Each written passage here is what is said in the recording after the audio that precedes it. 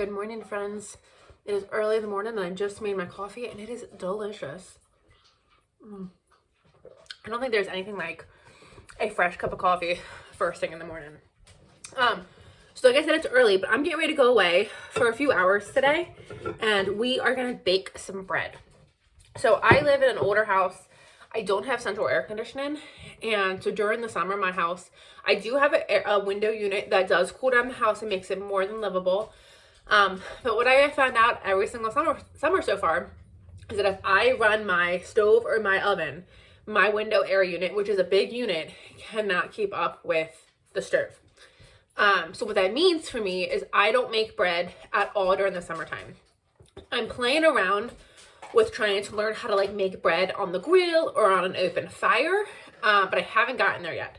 So what that means for me is because I cannot make bread in the house over summertime, I need to make all my bread for the whole year during the wintertime, and I need to freeze it. So if you've never frozen bread, bread freezes beautifully. So I make multiple loaves in the wintertime and literally just throw them in the freezer. So I have a good amount in the freezer now. I'm not even honestly sure what I have, but I know I have a good amount. However, I just want to make sure that I have enough to kind of ride me out through probably September, maybe even October, until I'm really kind of back in the bread making business again. So what that means for me is I now have 2 starters. I don't know how this happened. I split Stanley at some point, and I have 2 very active starters. So go me. I will be feeding them both. So both of my starters live in the fridge. And I'll get them out about once a month and I'll feed them. Maybe not even that. Honestly, I go a long time without feeding my starters. Maybe like once every month and a half. I'll feed it and put it back in the fridge and it'll last me until I'm ready to use it again in the fall. And these starters are, I always forget. I think they're either 4 going on 5 years old or they're 3 going on 4. I don't remember. But either way, we need some more coffee. I'm doing too much talking first thing in the morning. It's 8:15, and the past 2 weeks, I've had to get up for work at 5 o'clock, and I had to get up to go to the airport at like 2:30. So like I haven't slept in past like 5 o'clock in over 2 weeks. So today I was so excited to sleep in. So it's later than I normally get up, but I don't even care. It was wonderful. Okay, I digress. So what I want to do today is I want to make 2 loaves of bread, again, just to go in the freezer. So the first loaf I'm doing the same loaf, and I'm doing different things. So I'm just going to stick with a simple farmhouse loaf. This is what I put in the freezer. Now, what I do want to do is as my garden starts coming up, I will make my focaccia. Let me see if I can find it. I will make my normal focaccia. I do that all the time when I have garden produce coming in. So I'll do that for sure. And there's always a couple other things in here. Like, what am I looking for? I just saw it. It's like, there are sourdough rolls that I've never made. I want to make. I forget what it is. It's, the sourdough, what is it called? Crispy sourdough grissini. I don't think I said that right, but, I think that'll be fun, like for a summer, like cheese board. And let me see how high you bake them at. 425. So it's 425 for 12 to 15 minutes. That's not too bad. That won't heat up the house too bad. So those kind of things like I do, but bread bakes at 500 in my oven because my oven is a little off. So I put the whole way up to 500 for about 50 minutes. So that's a lot of heat for an extended period of time. So we're just going to be making the Country Farmhouse white bread, just a regular loaf bread. I like to cut it in half, and that way, like, I can just pull out half and have like a couple of sandwiches and it doesn't go to waste. Fresh bread, if you've never experienced this, fresh bread gets moldy so quickly. I figure I have about 5 days, even if I keep it in the fridge, maybe 6, but like from the day I make it, the day that I bake it to 5 days later, it has mold on it. So you have to consume all of it within 5 days. And that's just something that comes with like no preservatives, and I'm okay with that. So the one bread is just going to be a regular loaf. One bread, we're going to doctor. And here's why. I made this beautiful raspberry ginger snap twist bread. And if you're not familiar, this is my favorite book ever for sourdough. It's Artisan Sourdough Made Simple by Emily Rafa. I'm obsessed with this book. I'm obsessed with her. I think she's a genius. But it is this gorgeous stuffed bread that you then braid, and it made this delicious bread. So I made this probably about 2 months ago. I made this bread about 2 months ago, and hold on. So I made this bread about 2 months ago, and I loved it. And here's how I used it. I didn't know what to do with it at first. I really just wanted to. I just closed my book. I didn't want to do that. I didn't really want bread, but I wanted to make bread. That happens sometimes, and I'm not necessarily like in the mood to eat the bread, but I want to make the bread. So I decided to make that. Didn't really know what to do with it. I threw it in the freezer. Came back to like a week or two later, and I cut that loaf of bread up, and I made a French toast casserole with it. So I used raspberry jam. I didn't set it ginger snaps. I didn't have ginger snaps. I used vanilla wafers, and then I did put chocolate chips in it, and I made a delicious, it was delicious. And then like I said, I chopped it up, and I made a French toast casserole with it. And when I tell you, first of all, that was dynamic. Second of all, I think that's an absolutely brilliant idea. So that's what we're doing with one of our loaves. We're gonna make a stuffed French toast. Doesn't that sound great? So when we make it, we're making it in this loaf form. That way, when I decide I want to make it, I can either like slice it and do traditional like slices of French toast, or I can do the same thing. Like I chop it all up and do like a casserole style French toast. So I'm really excited for that. I don't know what jam I'm going to use yet, but what's really nice about it is it's my homemade bread. It's my homemade jam from my berries that I grew on the property. And so I just always love that. But then you can put it in the freezer, and then if you have like a summer breakfast, or you have to do something quick, this is in the freezer ready to go, and you just whip it up, and it's so easy. The first loaf had chocolate chips in it, and I'm gonna put chocolate chips. I'm gonna try to remember to put chocolate chips in this one too. I don't like a lot of chocolate in it, but I do like the little like bitter, like little bit of bitterness, sweetness that the chocolate chip gives, like the jam. So I do recommend that. So it's gonna be awesome. I've had other people ask me too about when you make your bread, can you stuff it with anything? Girl, boy, stuff away. Whoever you are, stuff away. One of my favorite, I guess, stuffings is jalapenos and cheddar cheese. So I do my cowboy candy and cheddar cheese. Delicious. I love to do a garlic rosemary. That's one of my favorites. I also use a lot of my spices. I'm kind of weird. I like to top bread sometimes with like Montreal steak seasoning. It sounds weird, but I think it's actually pretty good. I have a spice here that's a garlic and herb spice. That's really good on bread. So yeah, you can do whatever you want with your bread, and I highly recommend you play with it. You figure out what you like. There's all kinds of different ways that you can customize this bread to be like specific to you. And what's awesome about it is like you're not buying stuffed French toast bread at any bakery or any store, like a normal one. You have to find like a really cute bakery and you can find something like this, but you're not going to like the grocery store like Walmart and Target and finding this. So I think this is pretty awesome. So I'm excited. Okay, so this is your first sourdough video that you've watched of me. I'm kind of a loose sourdough person. There are rules that you have to follow. There are things you have to understand about sourdough, but my biggest piece of advice is you just need to dive in and you need to do it. I am successful at sourdough. I'm good at sourdough. I've made, at this point, a ton of sourdough, probably close to hundreds of loaves and things of sourdough. And I think I'm pretty talented at it. Am I perfect? No. If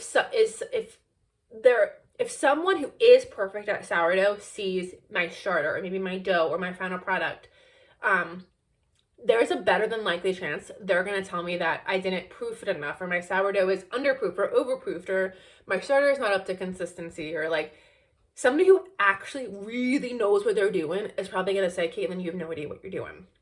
And while I do 100% want to master sourdough, I want to have those loaves that people say, that's a perfect loaf. I don't think I'm there.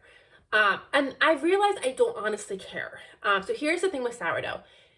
There is it's like a grade system. Like an A plus 100% is you have that perfect sourdough, you have the perfect crumb, you let it rise the perfect amount of time, you did everything right.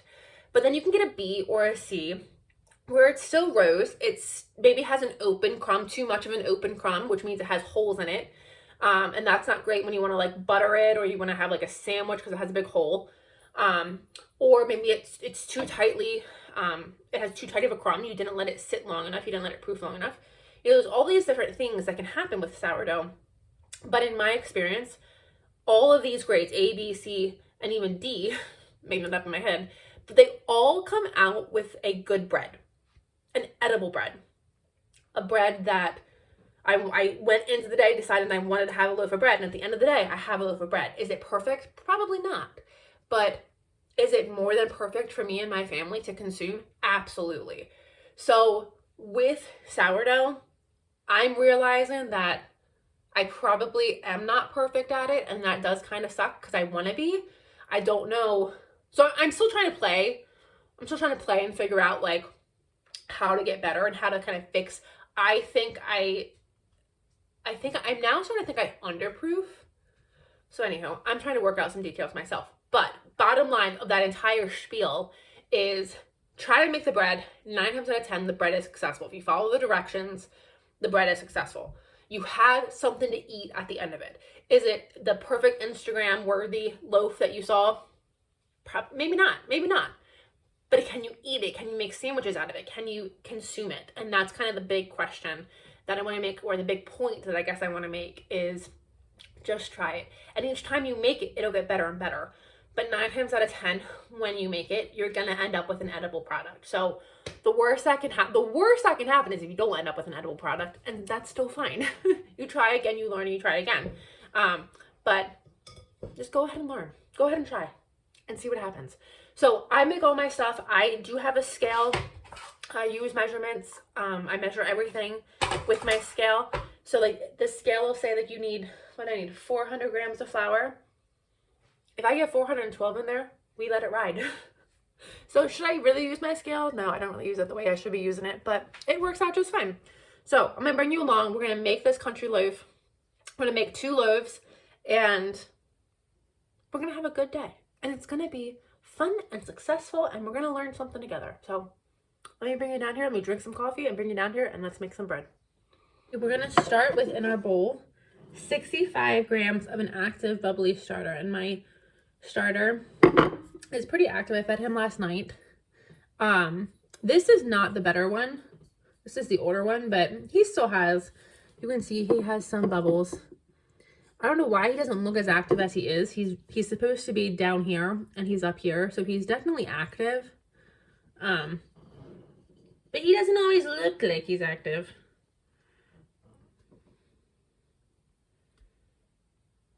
Okay, see right there, I needed 65 grams of starter and I did 70. And then 300 grams, just warm water. That's okay. I just use room temperature water.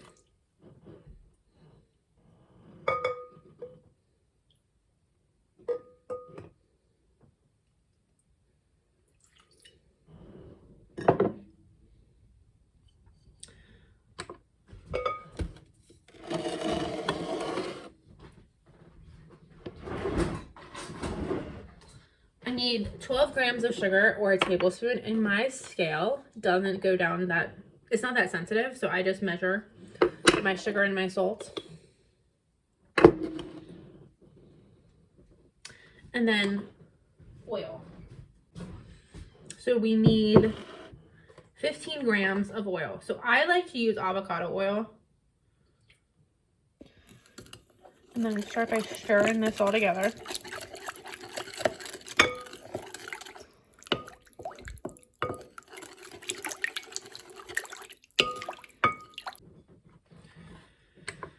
Now we're going to do 400 grams, I think. Yeah, 400 grams of bread flour.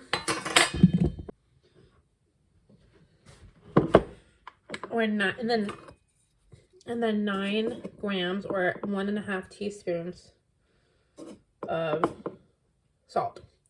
You definitely don't want to forget the salt. The salt is important. I've forgotten the salt a couple times, and the bread has been inedible. Inedible. The bread has been inedible. Oh my goodness. I am not a clean cook.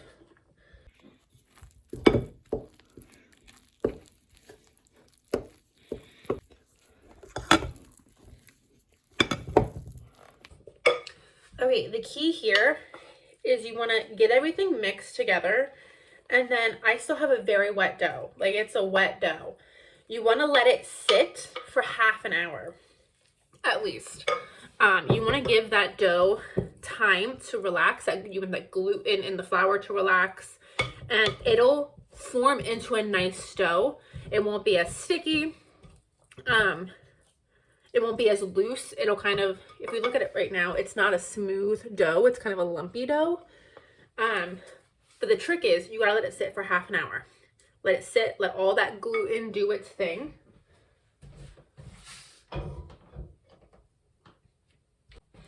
And then you do a final knead, and then you let it sit for a couple hours. So that's what I really love about this. I'm gonna use the other starter this time. I still have plenty of starter in that one, but oh well. That's what I really love about this bread recipe. And I have a couple like this. The bread is flexible. You know, the dough is flexible. You can let it sit until you're able to work with it. And then what's really nice, oopsie. So the bread is flexible until you're ready to work with it. So these are some things that you have to learn with sourdough, and you'll learn them. You know, again, experiment, see what happens. But sourdough, the rate at which it rises, the rate at which your starter rises and falls, the time that you need to proof, it all depends on like things like the temperature of your kitchen. Where do you have it in your house? Is it in a warm place? Is it in a cold place? So all of that is, sourdough is like a science. You have to kind of figure out the science behind it. But once you do, it's so fun. It's so fun. So I'm just whipping up my second loaf.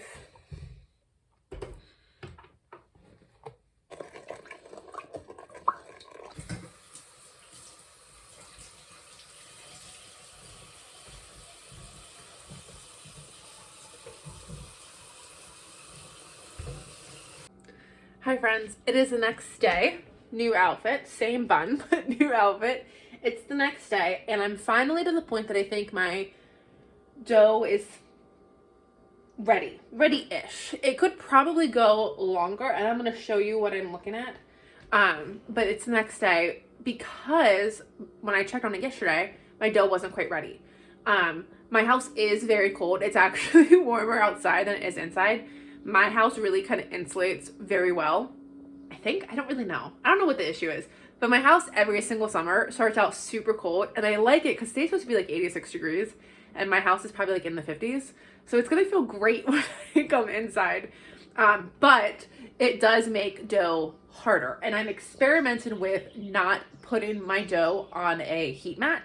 Not really experimenting with, but if I have the time, I'm not using the heat mat. I'm trying to let it rise on its own, because what I'm wondering is if the heat mat is maybe too warm, that my dough is maybe overproofing. I don't really know. Okay, and we're all experimenting. Again, this is going to give us edible bread anyway, but I'm trying to get perfect. So let me bring you down, and I'm going to show you my two doughs. I really like using a glass bowl too, because you get to see the sides of the dough. But I'm going to show you what I'm looking for and what it looked like last night. Okay, so this one I'm not like super in love with. We can see there are a couple little bubbles. It's a little jiggly. And it's starting to pull away from the sides just kind of a little bit. This one looks, I think, a little bit better. We have some air bubbles on the surface, and then if I bring you down to the side, there are, you know, a good amount of air bubbles. So that's great. Okay. I'm going to start with a piece of parchment paper, and I'm going to start with spraying it because I don't want the bread to stick. And this is just an olive oil spray. So I'm just spraying it with olive oil. Got a breadcrumb in it. And now I'm going to take my bread and I'm going to dump it onto this.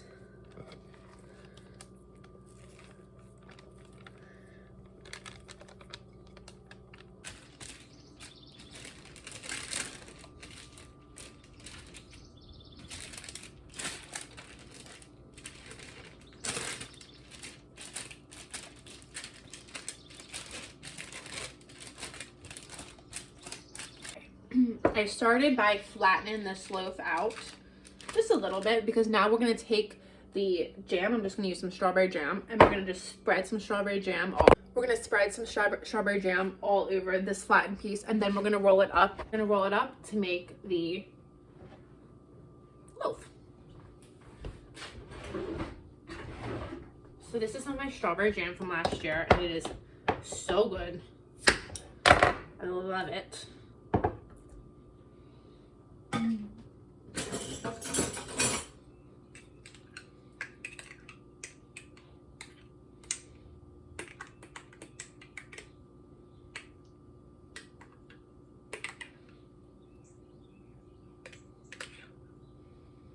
I have the bread on parchment paper because this is obviously a very messy process.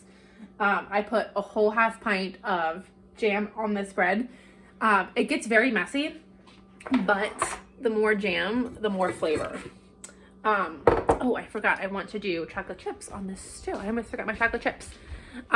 So we're gonna see how this rolls up. I'll show you how, if you want to braid it, how you braid it. Where are my chocolate chips? But I don't think I'm gonna do that this time. You can braid it to make it prettier, and I'll show you how to do that. But for now, let's add our chocolate chips.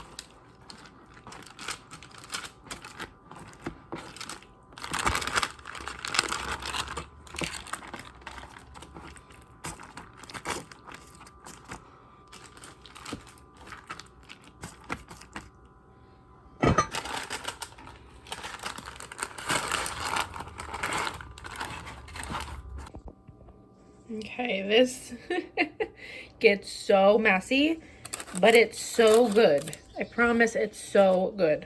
Okay, that dough I struggled with because I didn't flour that parchment paper. I kept it on the parchment paper because it makes it easier to move into the loaf pan, but I didn't flour that surface, so it made it really hard to knead the dough. So for this next loaf, which is just gonna be a regular plain sandwich loaf, I have flour down, and I'm just gonna knead the dough longer, definitely a bit longer, before I move it into my pan.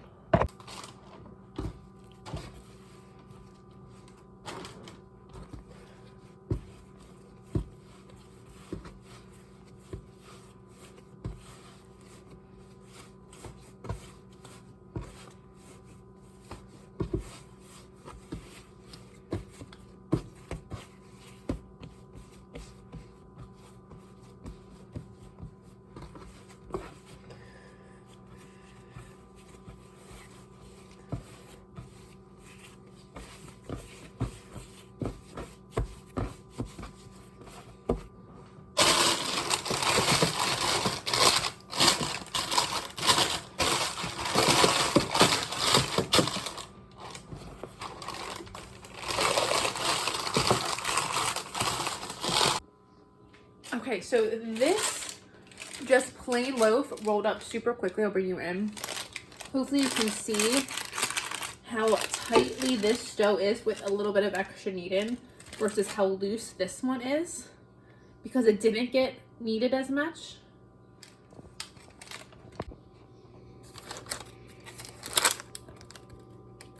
Now, I did forget to show you how to do the braid. If you wanted to braid this one, you would come down from the top of the bread about an inch, so they're right here, and you would cut it in 3 strips.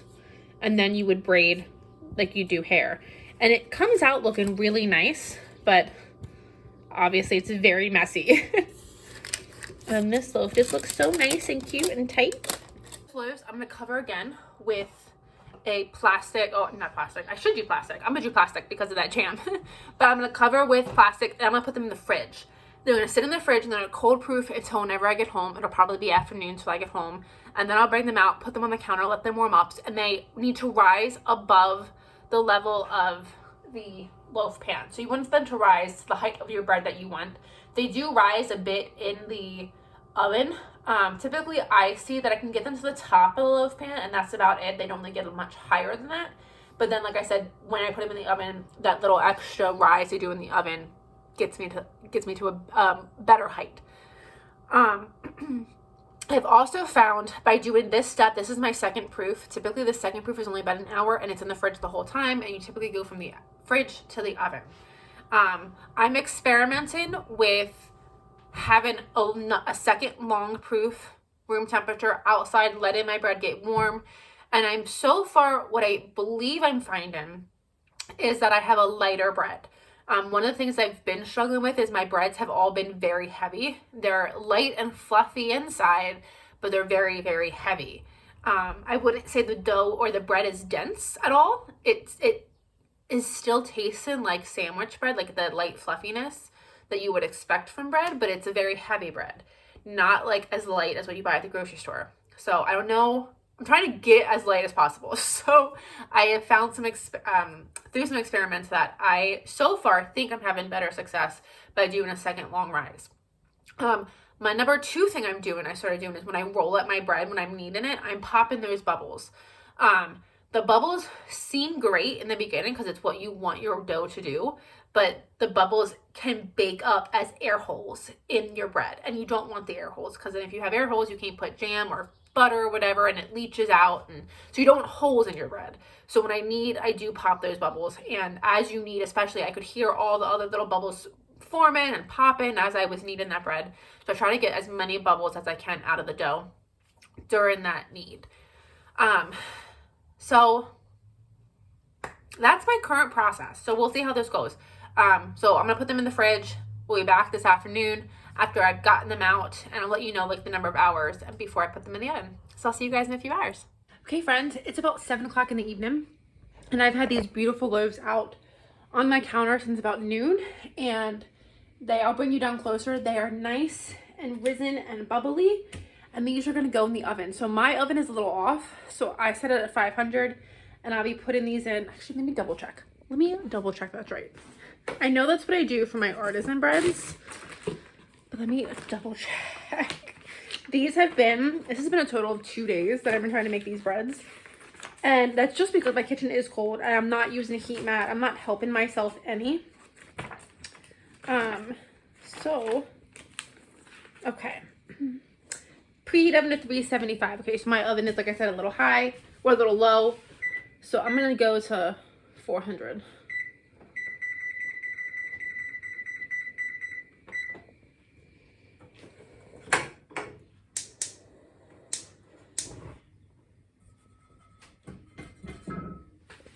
So I'm gonna go to 400, and then these go in the oven for 40 to 45 minutes. So I'll bring you down, I'll show you what they look like, and I'm gonna throw these in the oven. I'm excited to see how good they are when they come out. Look how good these guys look. This one is a hot mess, but it's gonna taste delicious. But this is the one I want you guys to learn from. So it's not over, if I bring you down, it's not over the lip of the dish yet. It's been sitting out for, like I said, about 6-7 hours. And it bounces back when you press on it, and it has a really nice dome to it. Really nice dome. It looks fluffy. It looks a lot more domey and bubbly than it did when I put it in here. So that to me tells me that that's a good looking bread, and she's ready to go in the oven. So we're gonna get this oven preheated, and then she's gonna go in the oven for 40 to 45 minutes. Okay, it's been 15 minutes. So let's open this oven and see what our bread looks like.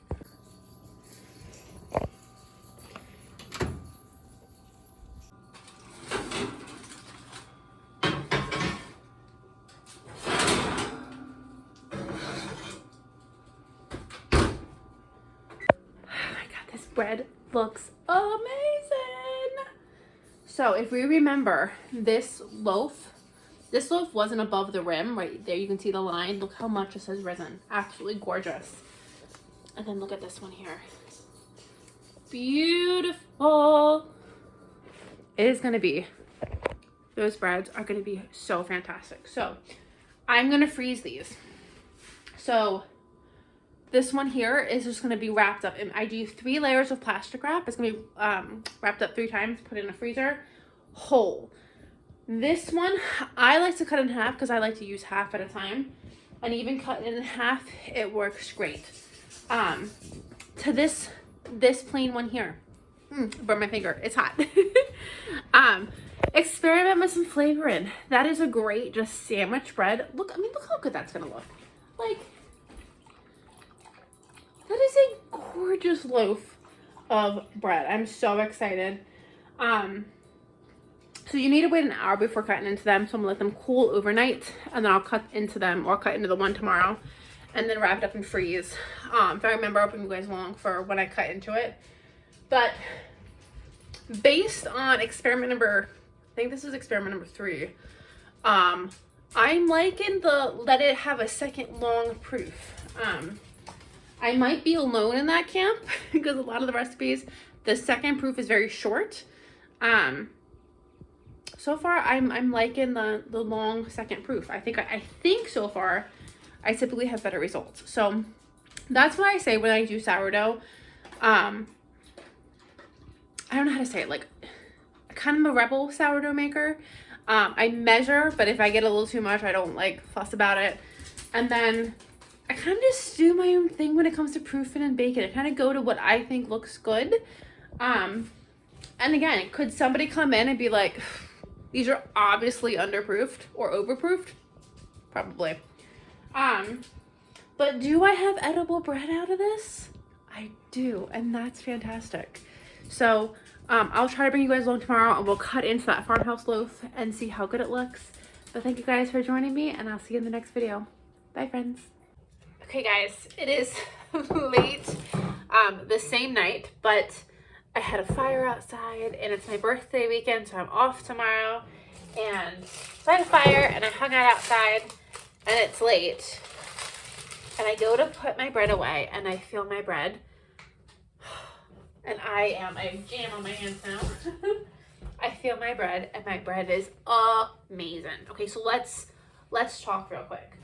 Okay, so first of all,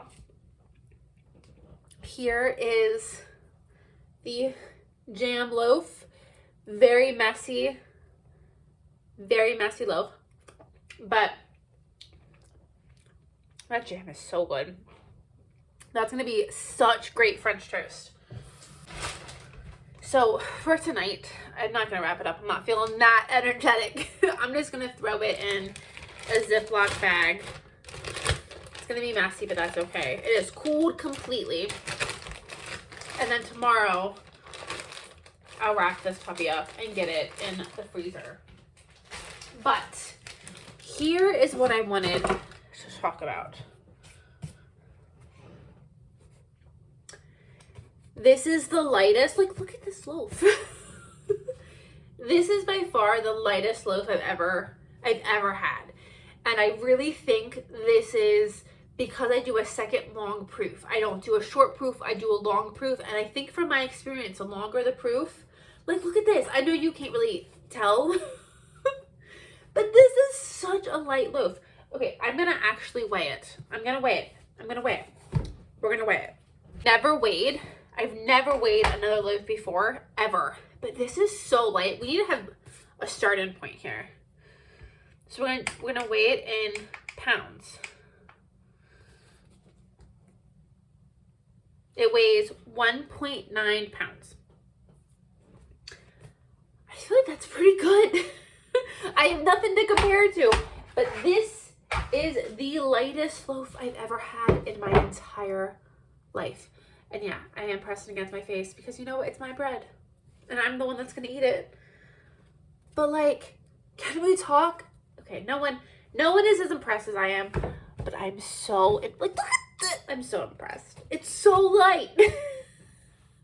Okay, let's cut into this bad boy and see what the inside looks like. I am so excited. So excited. I thought I got a knife out. I didn't get a knife out. Okay, I got a knife. Guys, we're gonna look at it together. Oh my god, it feels so soft. It feels so soft. I'm so excited. Okay, ready? Look at that. Oh my goodness. Oh my goodness. I am obsessed. And like,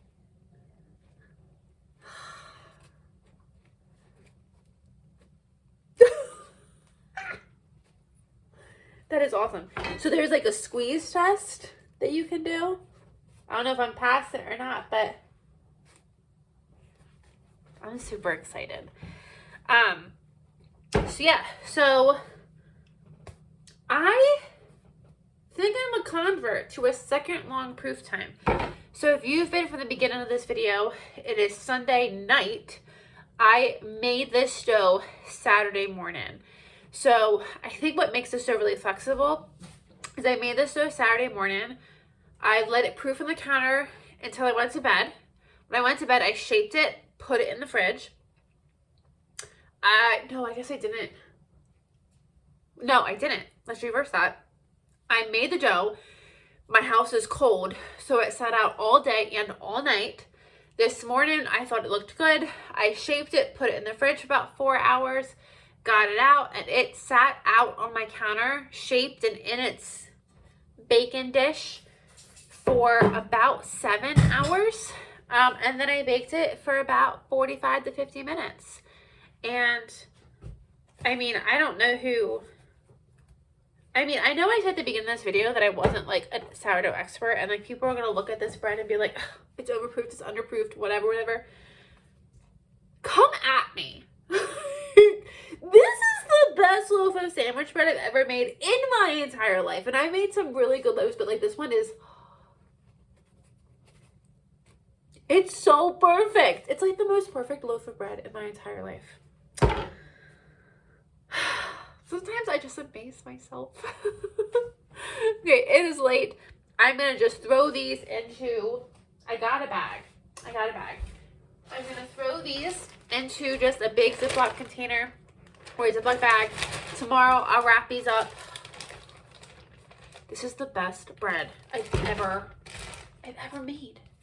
And the other one, this one is just as light. So this one is a little bit heavier. Let's test this. This is a little bit heavier. And it does have jam. But I didn't need it as much as I needed the first one. So let's see. 1.14. 1 pound, 14 ounces. So a little bit heavier than that one. But guys, I am impressed with myself. Sometimes I do cool things. Okay. Thank you guys for hanging out with me. I'll see you guys in the next video. Bye, friends.